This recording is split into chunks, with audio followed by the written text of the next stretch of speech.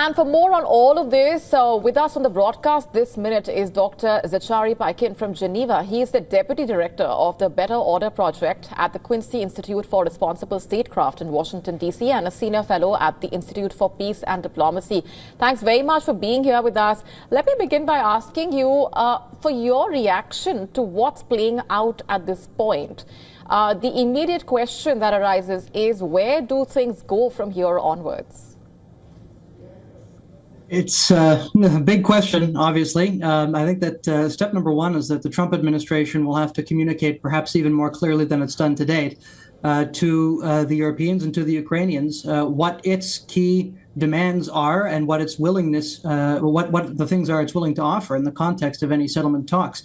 Right now, there still seems to be the impression in Europe that there's going to be some kind of U.S. backstop to European troops that will be placed on Ukrainian soil at the end of this war.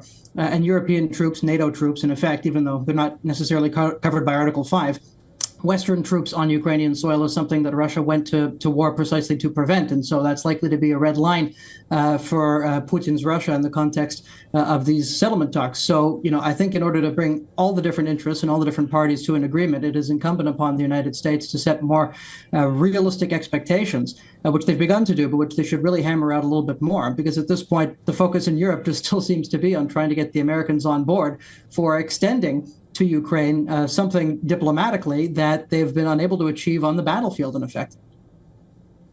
Right. Trump saying he received a letter from President Zelensky. At the same time, what do you make of what and where Ukraine stands at this point as far as how things have transpired post that clash in the Oval Office?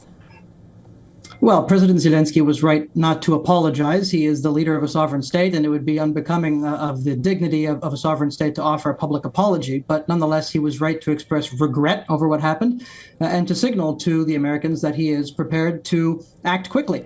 In particular, signaling his openness to engaging in an immediate partial ceasefire should the Russians reciprocate. So that's a positive signal on his part.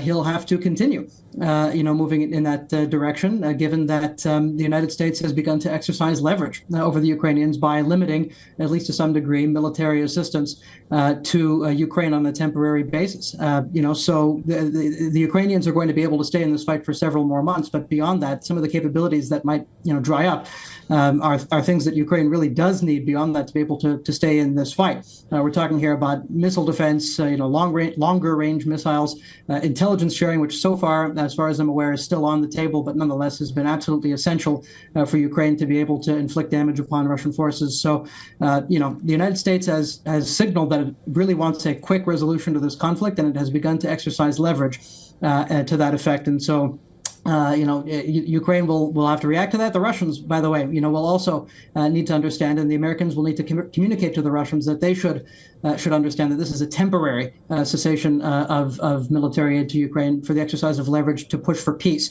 and that they shouldn't take advantage of this in order to press their advantage too significantly on the battlefield, because that would also make a negotiated settlement unfeasible. And the Russians need to understand that the best way for them to accomplish some of their more reasonable political aims is at the negotiating table rather than on the battlefield as well.